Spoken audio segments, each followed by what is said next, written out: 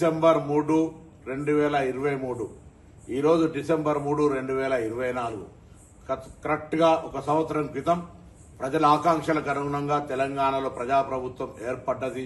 Congress party శాసనసభ్యులుగా majority విజయం సాధించినాం.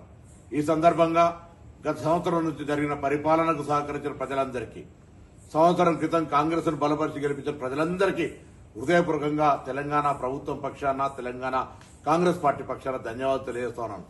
ముఖ్యంగా ఒక ఉద్యమకారుడిగా, విద్యార్థి నాయకుడిగా తెలంగాణ సాధనలో నా బాధ్యతను చూసి హుస్నాబాద్ నియోజకవర్గం నుంచి నన్ను శాసనసభ్యుడిగా గెలిపించిన హుస్నాబాద్ ప్రజలకు ప్రత్యేకించి ధన్యవాదాలు తెలియజేస్తూ, తప్పకుండా ప్రజల ఆకాంక్షలకు అనుగుణంగా ఈ సంవత్సర కాలంలో రైతులకు సంబంధించి తదితర అనేక సంక్షేమ కార్యక్రమాలు చేసిన మహిళలు కావచ్చు, ఇతరత్ర భవిష్యత్తు 4 సంవత్సరాలు కూడా ప్రజల ఆకాంక్షలకు అనుగుణంగా ప్రజాస్వామ్య విలువలతోటి ప్రజాస్వామ్య రక్షణకై కాంగ్రెస్ పార్టీ భవిష్యత్తు కార్యాచరణ తీసుకుంటుంది.